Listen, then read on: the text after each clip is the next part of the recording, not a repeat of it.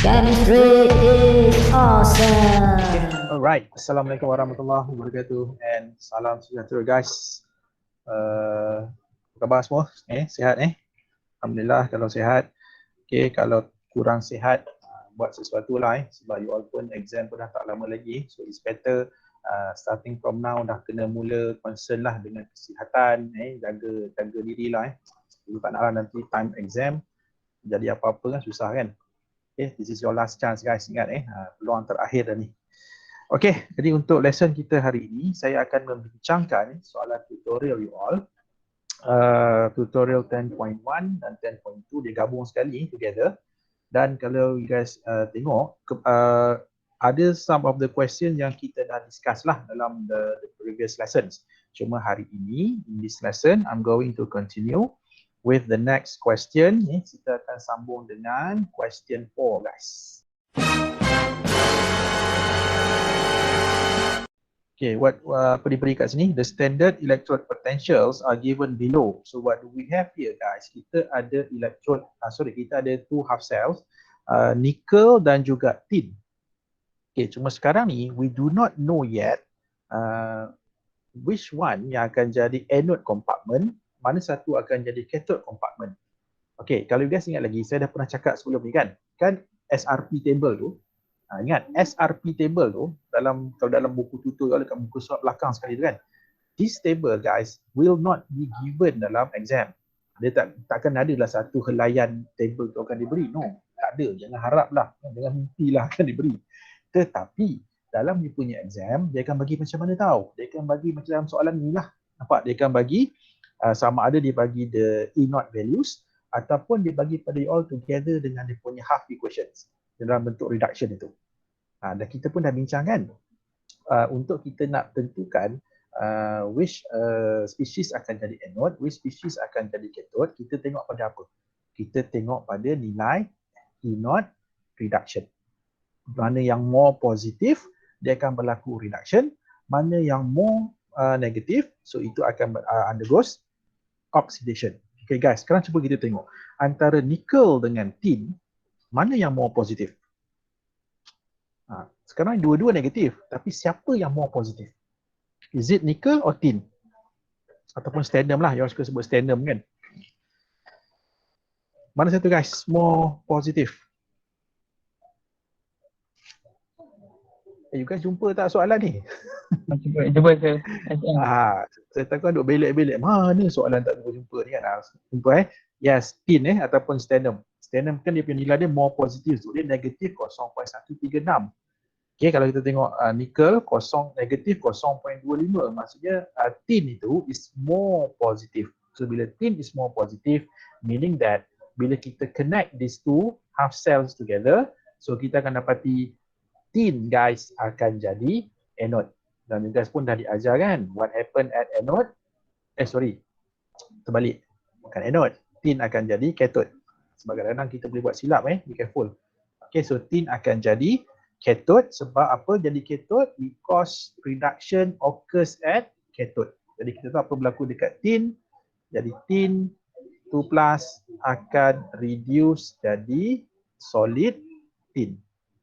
Di mana solid tin ni nanti dia akan deposit dekat mana? Dia akan deposit dekat cathode lah. Maksudnya electrode tin tu selepas kita run sel itu, so lama kelamaan electrode tin tu akan makin bertambah dia punya mass dia, sebab akan ada tin yang akan deposited dekat electrode tin. Okay, so ini apa berlaku dekat tin. And then dekat anode, apa berlaku guys? Nickel lah kan, jadi nickel akan oxidize jadi, ada orang nak join. Okay, akan jadi nickel 2+. Okay, nickel 2+, di mana dia akan remove 2 mol elektron kan, dan these 2 moles of electron akan transferred ataupun kita katakan dia akan flow through the wire, dia akan pergi pada cathode, daripada cathode dia akan masuk dalam solution ada tin 2+, so tin 2+ akan terima elektron, dan elektron itu akan reduce jadi tin. Okay, and ada the whole process. Okay, cuma sekarang ni soalan minta apa? Yang pertama, soalan minta write an equation for the spontaneous reaction. Jadi ini adalah disebut sebagai half cell ataupun half equations. Jadi nak dapatkan overall, kita akan add up. Okay, kita akan add up these two half equations so that finally kita akan dapat tuliskan dia punya overall equation. Okay, dalam case ni guys, kalau kita tengok bilangan elektron ni equal kan, 2 mol. So 2 mol kan. So maksudnya tak perlu nak darab apa-apa lah. So ini kita just cancel. Okay, and then you guys total kan. Jadi kita akan dapat apa? Kita akan dapat nickel plus into plus. Okay, oxidize jadi nickel 2 plus dengan solid tin.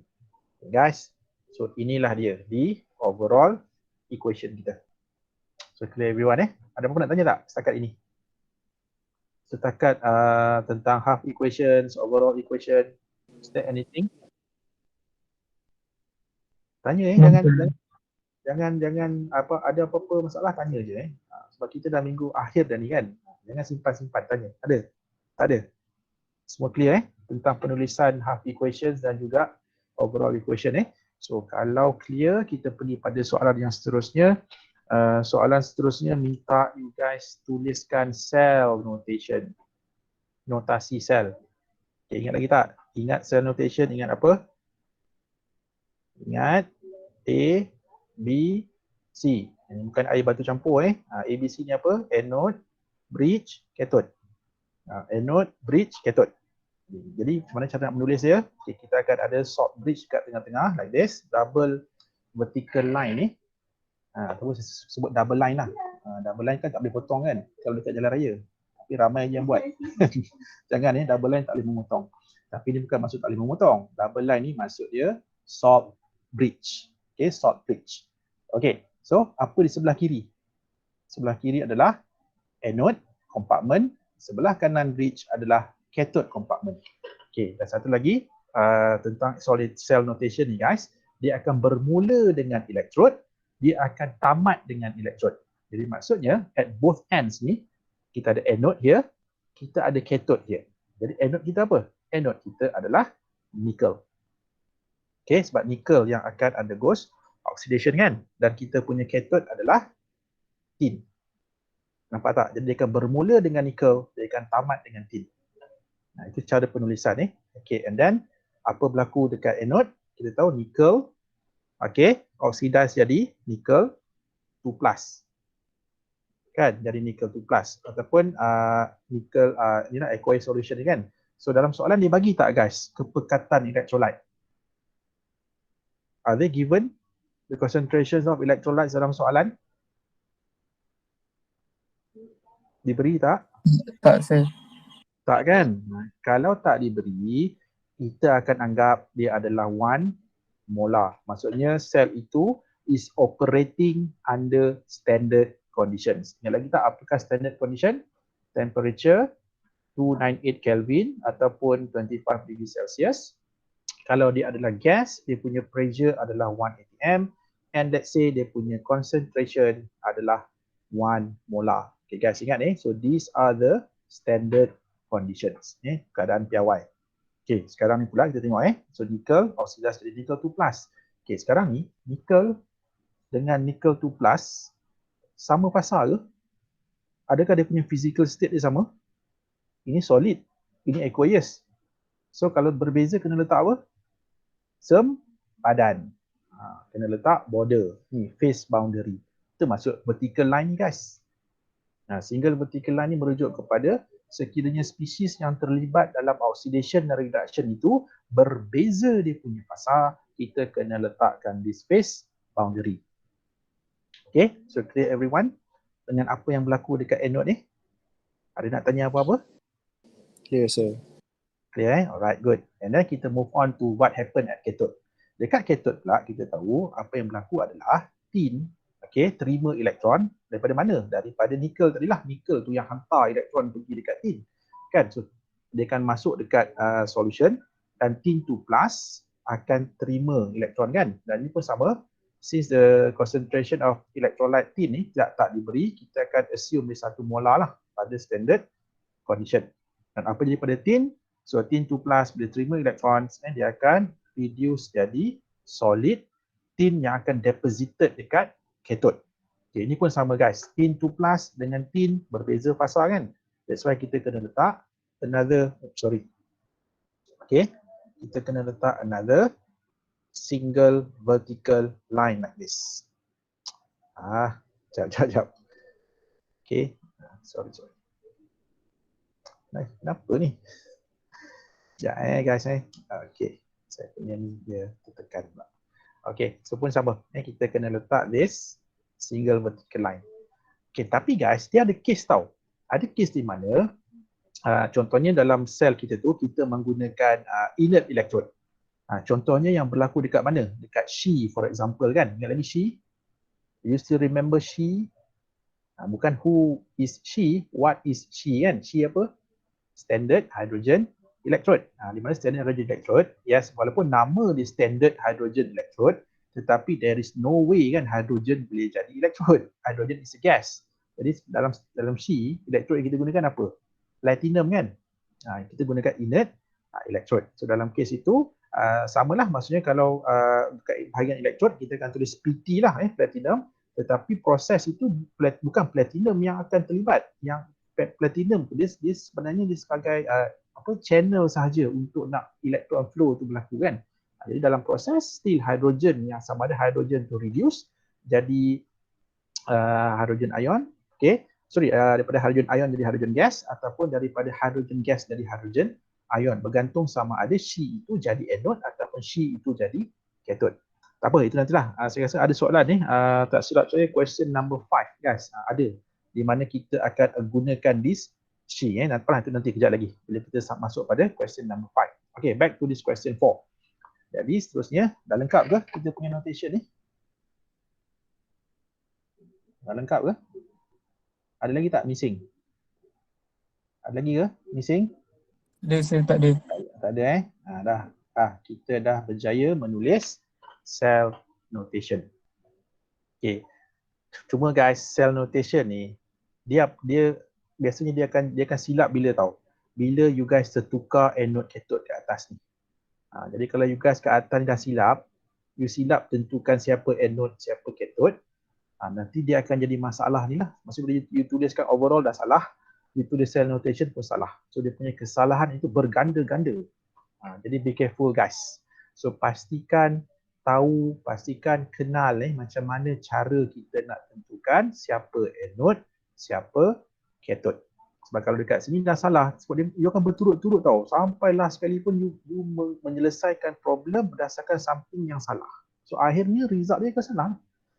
Okay, so be careful with that. Right, so kita dah selesai untuk A. Ini tadi untuk question A. Okay, for A and then for B done. A pun dah done, B pun dah done. Seterusnya untuk for C guys.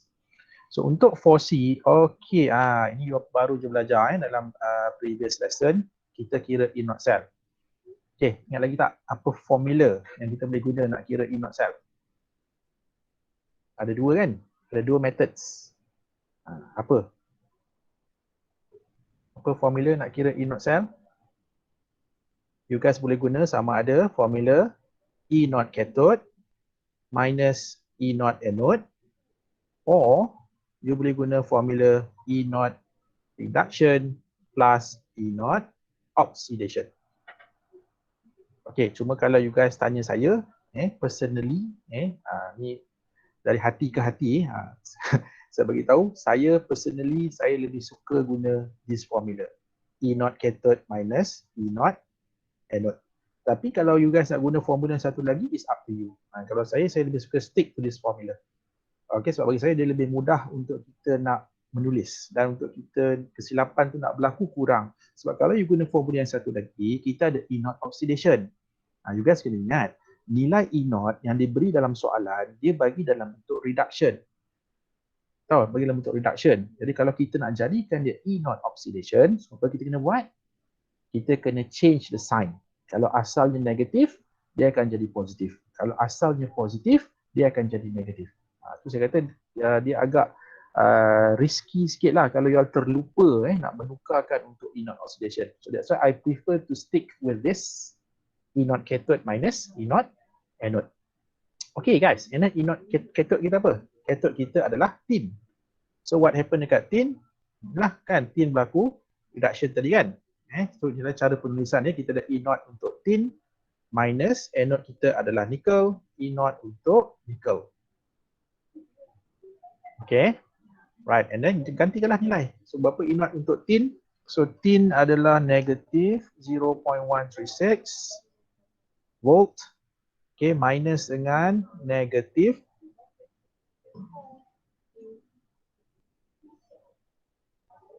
negative 0.25 volt. Okay guys, cuba kira ni dapat berapa?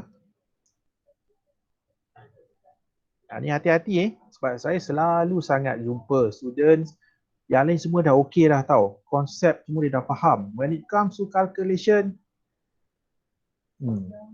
silap kan? Negatif positif tu, dia terlupa nak tukar negatif positif tu kan? So hati-hati guys. So sekarang ni macam nak kira ni. Dapat berapa jawapan? Kita akan dapat positif ke negatif? Positif sir. You akan dapat positif. Berapa? 0.114. Betul tak? Kan? This is the answer. You guys akan dapat ini. Positif 0.114 volt. Okay, jadi inilah dia guys. Nilai E0 cell ataupun kalau dekat sel tu, dekat mana kita nak dapat bacaan E0 cell ni? Dekat mana? Guys, kat mana kita dapat baca E0 cell ni? Dekat galvanic cell. Adakah kita perlu download apa-apa app nak dapatkan baca E0 cell ni? Tak kan? Daripada mana? Daripada Voltmeter. Voltmeter lah. Kan kita connect dengan voltmeter tu. Jadi dekat bacaan voltmeter tu, itu akan memberikan bacaan E0 cell lah. Kenapa bacaan itulah bacaan E0 cell? Sebab kita run sel itu pada room temperature dan juga kedua-dua elektrolit yang kita gunakan adalah 1 molar. 1 molar. Sebab tu bacaan dekat voltmeter itu akan mewakili bacaan E0 cell because kita pun cell here is operating under standard condition. Tapi kalau non-standard condition, itu kejap lagi saya dah ceritakan cerita. Macam mana pula kalau cell itu is operating under non-standard condition. Okay, so back to this E0 cell tadi. So bila kita kira guys, kita dapat positif 0.114 kan. Okay, sekarang ni saya nak ceritakan juga tentang E0 cell ni guys. So E0 cell ni kita boleh dapat dua nilai tau. Sama ada E0 cell greater than 0, E0 cell less than 0. So apa maksud dia? Sekarang saya cerita apa maksud dia. Okay, kalau kita dapat E0 cell greater than 0, ini maksud dia reaction adalah spontaneous. Tahu tak apa maksud spontaneous? Maksudnya elektron itu dia boleh generate dengan sendiri. Ataupun kita katakan bolehnya berlaku electron flow by itself. Maksudnya dia boleh generate electricity lah sebab electron flow tu boleh berlaku because of the spontaneous reaction. Tapi kalau kita kira kita dapat E0 cell less than 0 ataupun E0 cell itu negative, meaning that the reaction is non-spontaneous. Jadi bila reaction adalah non-spontaneous, so tak sesuai lah kita nak jadikan dia sebagai galvanic cell sebab electron flow tidak berlaku.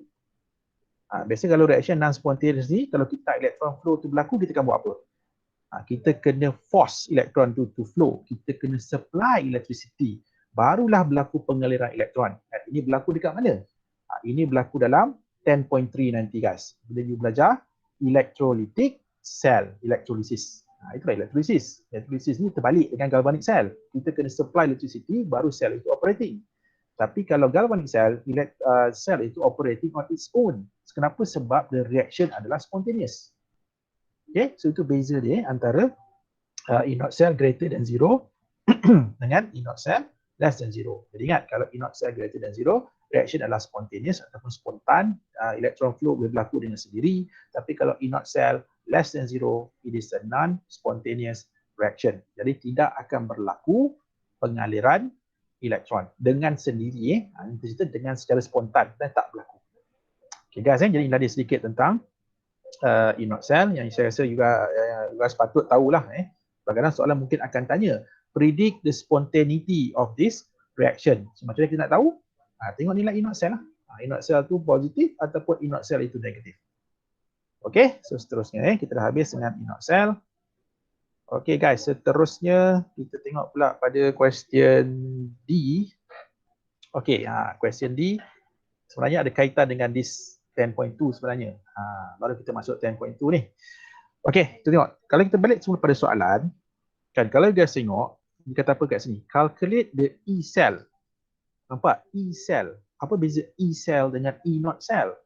E cell itu adalah cell potential pada non-standard condition. Kalau E not cell tadi, dia pada standard condition. Maksudnya 1 molar, 1 atm, temperature 25 degree Celsius, itu adalah standard condition. So that's why yang kita kira itulah E not cell. Tapi kalau soalan minta kita kira E cell, okay, kita kena guna satu equation yang dikenali sebagai this equation guys. Nernst equation. So apakah Nernst equation? So inilah dia, Nernst equation. Jadi ingat nak kira E cell, we must use this equation, Nernst equation. Okay, dan satu lagi, kenapa soalan ini, soalan D ni kalau you guys tengok, kenapa kita kena guna Nernst equation?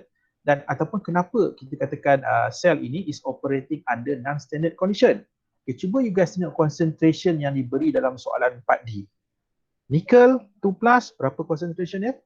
0.01 molar. So it is not 1 molar. Dia bukan 1 molar. Nampak tak? So bila bukan 1 molar, automatically kita punya cell is operating under non-standard condition. So bila non-standard condition, kita kena kira E cell ataupun bacaan pada voltmeter is no longer the reading of E not cell, instead it is the reading of E cell. Nampak tak perbezaan Bila bacaan voltmeter tu E not cell, bila bacaan voltmeter tu E cell.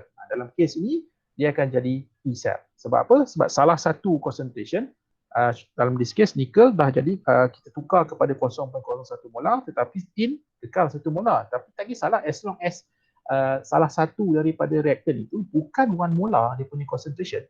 So kita akan ada suatu sel yang beroperasi ataupun operating under non-standard condition.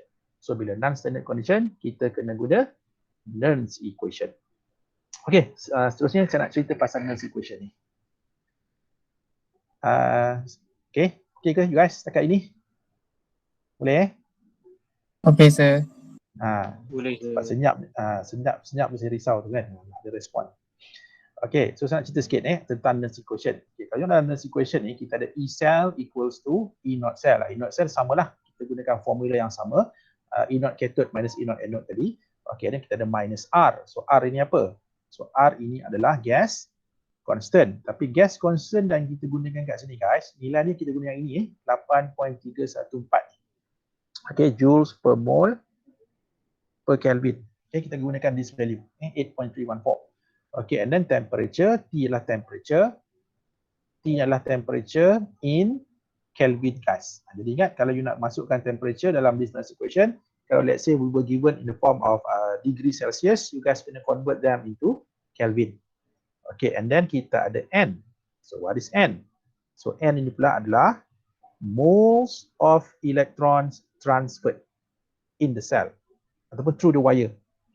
Dalam case tadi kan, kalau kita tengok contoh kita punya sel tadi, kita ada nickel dengan tin, so berapa mole elektron transferred? 2 kan? Ataupun yang kita cancel itu, berapa bilangan mole elektron kita cancel? 2 mole. Maksudnya itulah dia bilangan mole electrons transferred through the wire ataupun flow through the cell. Okay, itu N. And then kita ada F. So what is F? F ni adalah satu constant yang dikenali sebagai, saya buat kat sebelah atas lah. Okay, so F, kita pergi ke atas ni. So what is F? So F adalah Faraday constant. Okay, Faraday constant, mana dia punya nilai dia guys, 1 Faraday is equivalent to 96,500 coulomb. Pernah dengar istilah coulomb? C-O-U-L-O-M-B, coulomb. What is coulomb? Coulomb ni merujuk kepada quantity of charge flow through the cell. Okay, quantity of charge. Inilah dia, unit dia lah. So, 1 Faraday bersama dengan 96,500 coulomb. Tak apa guys, more on this Faraday nanti bila kita masuk 10.3. Dalam 10.3 nanti you all akan diperkenalkan dengan satu lagi law ataupun the last law lah. Sebab tu yang paling akhir lah you belajar kan. Apa? Faraday's law. Nanti kita akan tengok apakah itu Faraday's law dan apa kaitannya dengan electrolysis. Okay, so itu F. And then kita ada Q guys. So Q ni apa? Q ni adalah reaction quotient. Sounds familiar kan? Yes. Sebab apa? Sebab you dah belajar ni reaction quotient bila? Masa you guys belajar chapter 6, ingat lagi tak? Equilibrium. Kan kita nilai K, kita ada Q kan? So kalau K pada equilibrium, Q tu pada any condition di luar yang bukan equilibrium. Itu Q. Tapi nanti kita tengok macam mana nak kira Q ni. Itu reaction quotient. Jadi basically guys, so inilah dia. Apa yang kita sebut sebagai Nernst equation. Cuma, guys, bila kita buat calculation, kita jarang, kita memang jarang guna this Nernst equation dalam keadaan dia macam ni. Dalam keadaan asal ni kita jarang gunakan tau. Jadi apa kita buat yang biasanya untuk calculation, kita akan tukarkan Nernst equation ini kepada dalam bentuk log. Dalam bentuk log tau. Daripada log kita tukar dalam bentuk log. Okay, so sekarang katakanlah kita run di cell pada room temperature. Okay, R, dia dah tahu nilai R dan Faraday's constant tadi 96,500 coulomb. And then apa kita buat? Kita masukkan dalam this Nernst equation. So kita akan dapat asalnya macam ni. Kalau guys nak tahu apa ni? Inilah dia Q tadi. Inilah dia Q kan? Concentration of product to the power of its coefficient and divide by concentration of reactant to the power of its coefficient kan? So inilah nilai Q. And then from here guys, kita permudahkan lagi this equation. So kita akan dapat macam ni. Dan since kita tahu ini adalah Q. Okay, so this is Q. Jadi kita tukarkan this equation jadi macam ni. Guys, jadi inilah dia. Selalunya bila untuk Nernst equation ni, when it comes to calculation, so this is the equation that we are going to use. Kita jarang guna yang awal-awal tadi tu. Tapi kalau let's say soalan minta tuliskan write Nernst equation, yang asal tadi, itu Nernst equation. Ini adalah yang second, ini adalah the simplified ataupun kita katakan dalam bentuk log. Yang kita dah logkan. Jadi inilah the equation yang kita akan guna untuk calculation. Okay, so now let's get back to the question. Kan? Sekarang kita balik semula pada soalan. Okay, tadi kalau kita tengok kita punya soalan. So jadi kita nak kira E cell. So to calculate this E cell, kita akan gunakan Nernst equation E naught cell minus 0.0592 divided by N. Okay guys, N kita berapa dalam soalan? Berapa N tadi? Berapa bilangan elektron transferred? 2. Kan? 2. Ingat lagi tak? Half cell tadi. Half equation tadi. Kita cancelkan 2 mol elektron kan? 2 lah. N is 2. Okay, darabkan dengan log Q. Okay, Q kita apa? Ingat lagi tak macam mana nak tulis Q? Okay, kalau kita balik semula pada equation tadi, equation kita macam ni kan? Kita ada nickel, and then kita ada tin. Okay, tukar nickel oxidize jadi nickel 2 plus dengan tin. Okay guys. Okay, ingat lagi macam nak menulis Q, reaction quotient, concentration of products. So mana concentration of product? Inilah, sebab ni aqueous kan, solid kan tak masuk dalam ni kan. Jadi apa kita buat ni, concentration of product, nickel in this case. Sorry, okay, 2 plus. Okay, to the power of dia punya coefficient. Berapa mol ni? 1 mol kan? So kalau 1 mol, maksudnya ini kuasa 1. Kalau dekat sini 2 mol, sini kuasa 2. Okay, bahagikan dengan apa? Concentration of reactant, kita ada tin. Okay, sama juga 1 mol, jadi to the power of 1. Jadi guys, inilah dia yang kita sebut sebagai Q. Inilah Q ni. Ini, the whole term ni. Here, ni. Okay, so ini yang kita sebut sebagai reaction quotient ataupun Q tadi. Okay, ni bukan benda baru you dah belajar dah ni sebenarnya dalam chapter 6. Sem lepas. Kalau tak ingat tu, kena tengok baliklah nota untuk sem lepas. Okay, so inilah dia Q kita. Okay, seterusnya apa kita akan buat guys? Kita akan gantikan the values lah. Okay, so E naught cell kita dah kira tadi kan? Positif 0.114, you bring it here. Okay, minus 0.0592 over 2 times log KQ. Ini kita masukkanlah. So sekarang ni berapa kepekatan Okay, berapa kepekatan nickel 2 plus given in the question 0.01. So kita substitute kat sini 0.01 power of 1 sebab 1 mol. Okay, so bahagikan dengan concentration of tin which is 1 molar. So bahagi 1. Right, and then kita kira guys. Ya. Kita selesaikan ni, dapat berapa? Okay, cuba calculate that.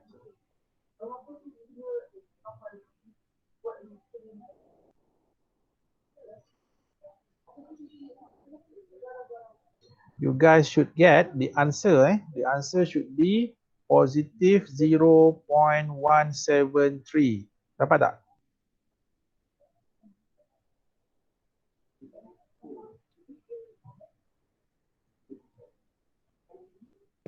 Dapat, sir.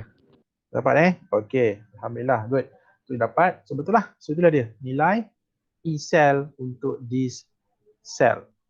Okey, kalau kita compare tadi guys, kalau kita compare asalnya tadi E naught cell kita berapa? E naught cell kita positif 0.114 volt kan?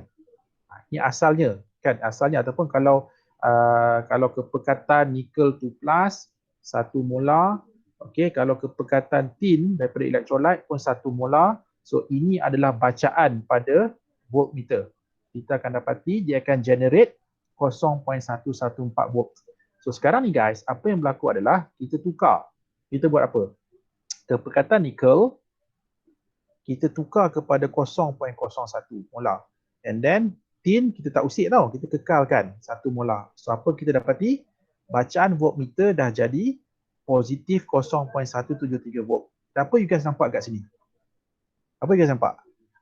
Bila kita kurangkan kepekatan nickel, what happen to the bacaan voltmeter? Bertambah. So kalau bertambah, apa maksud dia? Maksudnya sel itu dia boleh do more work. Okay, sebab you guys kena ingat E-cell ni apa? E-cell ni kalau you guys nak tahu dekat bateri, kan kita ada bateri 1.5 volt, kita ada bateri 3 volts, kita ada bateri 9 volts, 24 volts kan bateri kan. Sebenarnya guys, bacaan voltage kat bateri itu nilai E-cell lah. Itulah dia nilai E-cell.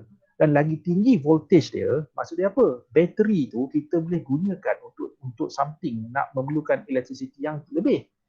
Kan maksudnya lebih tinggi dia punya voltage, the more work dia boleh buat. Jadi sekarang ni apa berlaku guys, boleh kita tengok kat sini. Bila kita kurangkan kepekatan nickel ataupun kepekatan apa? Nickel kan dia adalah produk kan. Kita kurangkan kepekatan produk, apa berlaku? Nilai E-cell bertambah. Kan daripada 0.114 asalnya, bila kita kurangkan, kita dapat dia punya E-cell tu lebih tinggi bacaan. Apa you guys nampak dekat sini? Maksudnya apa? Concentration akan mempengaruhi the value of E-cell.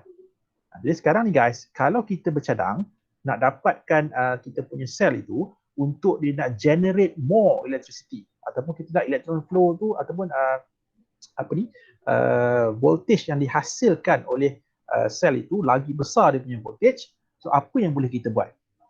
Apakah faktor yang mempengaruhi? Kita boleh change the concentration. Sama ada kita boleh tukar kepekatan produk ataupun guys kita boleh tukar ataupun kita boleh tukar kita boleh tukar kepekatan reaktan. Sama ada ini kita boleh buat. Nampak tak? Kan? Contohnya yang depan mata you all sekarang ni lah yang sedang kita bincangkan ni, nampak Kalau kedua-dua kepekatan 1 molar, inilah bacaan voltage 0.114.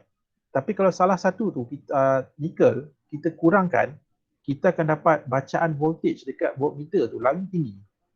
Kan? Itu kalau kita tukar kepekatan nickel. But let's say guys, kalau kita tak nak tukar kepekatan nickel, kita nak nickel itu kekal.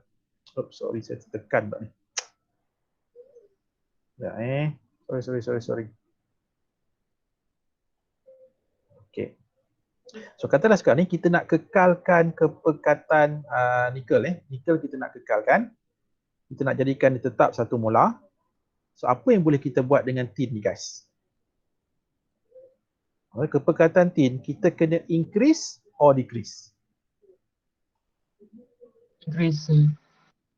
Kita kena increase lah kepekatan tin. Nampak tak? Jadi sekarang ni apa yang boleh kita buat? Let's say kalau kita nak dapat, sebab ini sebenarnya lah soalan yang akhir tu guys, 4D. 4E. Kalau kita tengok 4E, what could be done to obtain a higher E cell value than that of in D? Jadi sekarang target kita nak dapatkan suatu sel yang sama, tapi kita nak dia punya E cell itu lagi tinggi daripada 0.173 volt.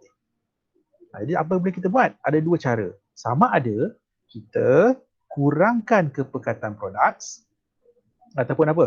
Electrolyte tu kita kurangkan concentration dia. Maksudnya electrolyte dekat mana? Dekat cathode. Cathode compartment. You kurangkan.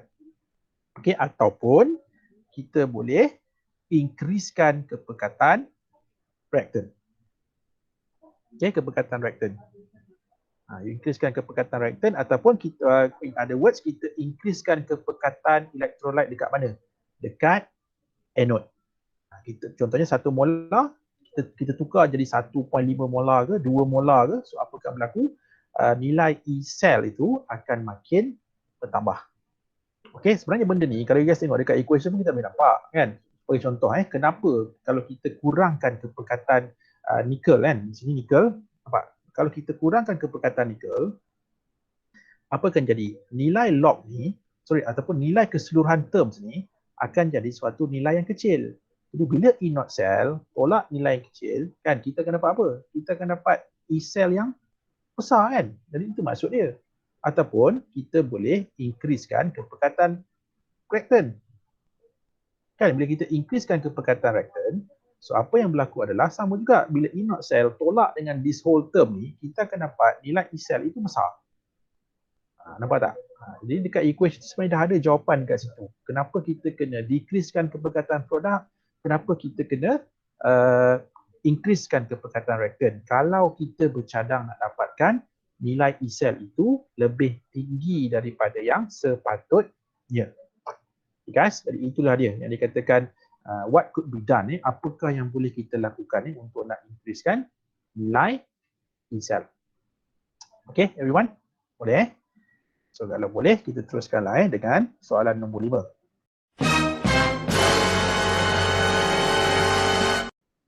Okay, question 5. So tengok pula question number 5. Okay, so question number 5 ni kali ni saya cakap tadi kita ada hydrogen electrode kat sini guys. Jadi sekarang ni kita ada suatu voltage cell is set up between zinc metal dengan hydrogen electrode. And then given E naught untuk zinc negative 0.76 dan kita ada E naught untuk hydrogen adalah 0. Sebab hydrogen kan dia bertindak sebagai reference electrode kan, sebab tu nilai dia kosong. Okay, jadi sekarang ni kalau kita connect these two guys, zinc dengan hydrogen ni ataupun dengan She ni, which compartment you rasa akan jadi anode, which yang akan jadi cathode? Which half cell? Siapa yang akan jadi anode, siapa jadi cathode? Hydrogen anode ke zinc anode?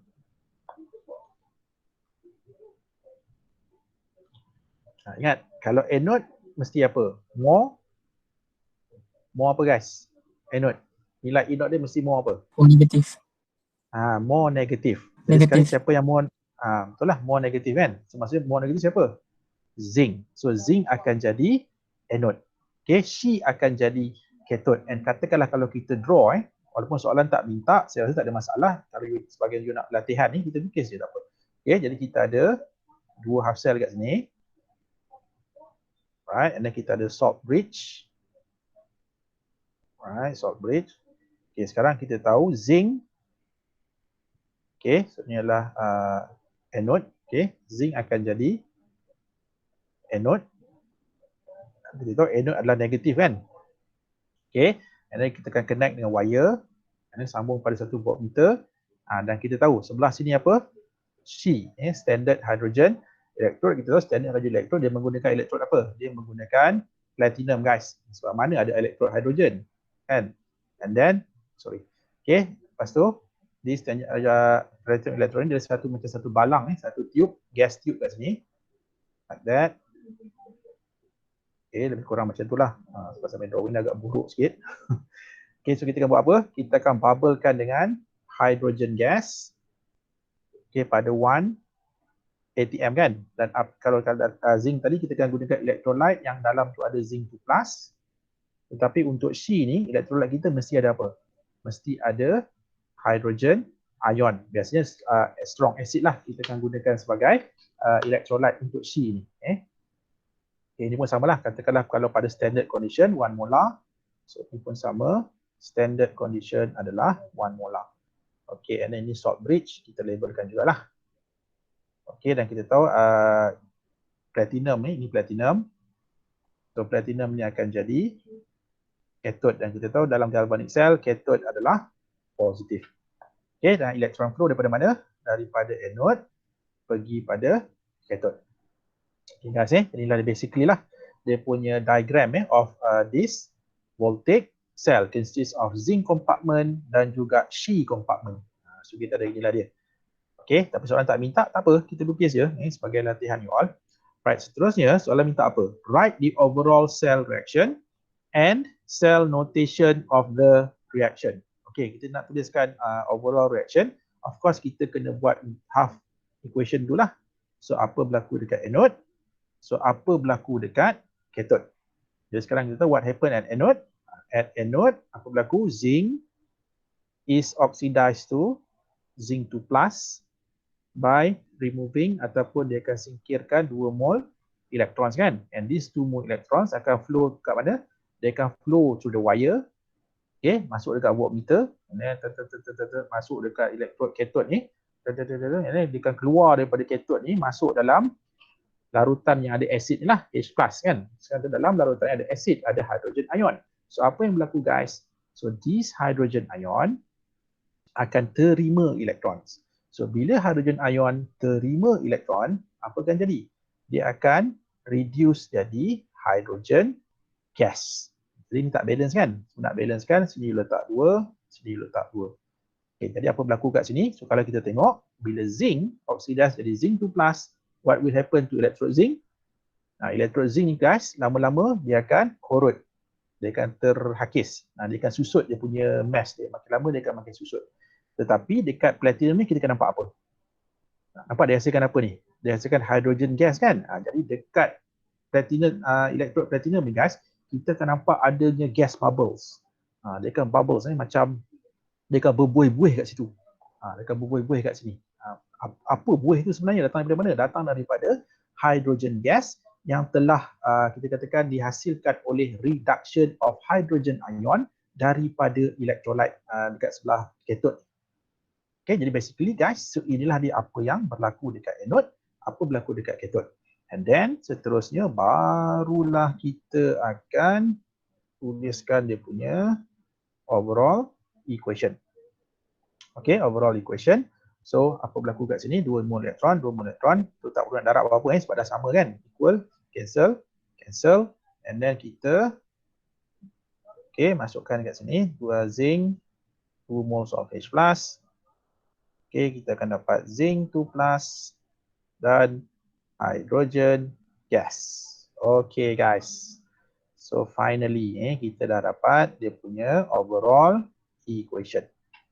Okay, dah selesai overall equation. Seterusnya dia minta juga you guys tuliskan cell notation. Okay, notasi sel. Okay, ingat lagi, ingat cell notation, ingat A, B, C kan apa? Anode, bridge, cathode. Okay, anode, bridge, cathode. Jadi kita dapat kat sini tengah-tengah adalah bridge. Okay, kita dah bincang tadi kan dalam soalan nombor 4 tadi, dia akan start dengan anode. So anode kita apa? Anode kita adalah zinc. Okay, dan dia akan berakhir dengan cathode. Cathode kita apa? Guys, cathode kita apa? What is the cathode in this cell? Hydrogen. Sejak bila pula hydrogen boleh jadi cathode? Platinum. Platinum. Okay, mesti ada confuse ni. Macam ni kan. Ini sebenarnya cathode ni. Maksud cathode kat sini. Bukan hydrogen jadi cathode. Ini adalah apa yang berlaku dekat cathode. Ini pula apa yang berlaku dekat anode. Ada some half equation, electrode tu take part dalam reaction itu. Contoh macam zinc. Zinc dia adalah active electrode. So active electrode ni dia akan terlibat sekali dalam half equation tu ataupun half reaction tu. Tapi dalam kes hydrogen, there is no such thing guys as hydrogen electrode. Mana ada, hydrogen kan gas. Macam mana hydrogen jadi electrode? So that's why in this case kita memerlukan suatu inactive electrode. Contohnya macam platinum lah. Platinum ni kalau guys tak tahu, dia dikenali sebagai inactive electrode. So apa itu inactive electrode? Electrode yang do not take part in the half reactions. Dia tak terlibat dalam half reaction itu. So tujuan dia sebagai apa? Dia sebagai channel saja untuk nak melalukan elektron. Itu je function dia. Dia tak terlibat dalam half equation. Dalam case ni guys, okay, that's why cathode adalah platinum, bukan hydrogen. Jadi sila betulkan kalau siapa masih lagi ada misconception macam ni, sila betulkan sekarang. Dia bukan, mana ada elektrod hydrogen ni, tak ada. So elektrod dia adalah platinum. Seperti saya kata, kita akan start dengan anode elektrod, kita akan berakhir dengan cathode elektrod. Nampak, dia mesti start dengan elektrod, penutup dia elektrod, kan, tengah-tengah bridge. Okay, and then barulah kita buat pula apa yang berlaku dekat anode. So yang berlaku dekat anode adalah elektrod zinc tu sendiri yang akan oxidize jadi zinc 2+, kan, aqueous 1 molar. Okay, dan sekarang ni zinc dengan zinc 2+, fasa dia sama ke? Dia punya physical state sama ke? Berbeza kan? Kita ada solid, aqueous. So bila fasa dia berbeza, kena letak sempadan fasa ataupun phase boundary. Kena buat garisan tegak tu. Okay, and then apa pula berlaku dekat cathode? Dekat cathode kita tahu apa yang berlaku adalah hydrogen ion daripada acid ataupun daripada electrolyte reduce jadi apa? Reduce jadi hydrogen gas. Okay, dan sekarang ni kalau kita tengok hydrogen ion, hydrogen gas, platinum, tiga-tiga ni juga fasa berbeza. Bila fasa berbeza, kena letak sempadan. Nampak tak? Kena letak phase boundary. Tapi ada case guys, di mana dalam cell notation, kita tak guna garisan tegak tu. Kita guna comma. So bila kita guna comma ni kita akan gunakan kalau fasa dia sama. Sebab ada case di mana bila berlaku reduction ataupun bila berlaku oxidation, hasil oxidation ataupun hasil reduction dalam fasa yang sama. Contohnya aqueous, oxidize pun jadi aqueous. Ataupun aqueous, reduce pun jadi aqueous juga. Jadi dalam case ini kita guna comma guys. Sebab fasa dia sama. Tapi as long as it is in different places, you guys kena guna garisan single tegak tu. Okay, ataupun vertical single line itu. Okay guys, jadi inilah dia apa yang dikatakan sebagai cell notation. Sebab cell notation ni dia benda yang mudah, tapi bila kita tersilap tulis, dia akan memberikan implication yang bila orang baca tu, nanti orang akan salah faham. Okay, so itu dikatakan cell notation. Alright, kita dah habis dengan cell notation. And then seterusnya guys, soalan minta kita predict the spontaneity of the reaction. Okay, sekarang ni nak predict spontaneous atau tidak, spontaneous, suatu tindak balas tadi, reaction itu, kita tengok nilai apa? Baru kita bincang tadi guys, kita kena tengok apa? Nak tahu dia spontan ke tak spontan? Maksud nak tahu spontan atau tidak spontan? Tengok E0. E0 apa? E0 cell ke? E0 apa? Reduction? E0 cell. E0 cell. Kena sebut penuh-penuh E0 cell. So sekarang ni untuk suatu reaction itu spontaneous, E0 cell mestilah greater than 0. Sekarang ni saya nak you guys cuba kira apakah nilai E0 cell untuk sel kita ni. Cuba kira. Okay, saya pergi pada next page Okay. Cuba kita kira E0 cell. Okay, sorry. Okay guys, E0 cell, apa formula dia? E0 cathode minus E0 anode kan? Okay, cathode berapa? Cathode apa tadi? Cathode kita adalah hydrogen electrode. Kan? Standard hydrogen electrode So ini adalah E0 untuk cathode dan anode kita adalah zinc. Okay. Sekarang ni Ni hidrogen berapa? Kosong kan? 0.00. Okay, minus dengan zinc berapa? Negatif 0.76. So 0 minus 0.76 dapat berapa guys? Positif 0.76 volt. Tapi nampak dekat sini. Nilai ini adalah greater than 0. So bila greater than 0, what can we say about this reaction? It is a spontaneous reaction. Why? Because the value of E0 cell adalah greater than 0 guys. Okay, so clear everyone Boleh? Jadi kita tengok pada nilai E0 cell guys sama ada greater than 0 ataupun less than 0. Okay, seterusnya last. Untuk hari ni lah, nanti kita sambung lagi 5C. State the reducing agent, state the oxidizing agent. So kalau kita balik semula pada perbincangan tadi, untuk kita nak tengok reducing agent. Okay, sekarang kita tahu reducing agent adalah apa? Spesies yang mengalami pengoksidaan. So dalam this cell, so which species yang oxidize? Spesies mana yang oxidize? Zinc kan? So zinc yang undergoes oxidation. Jadi bila zinc undergoes oxidation, so zinc adalah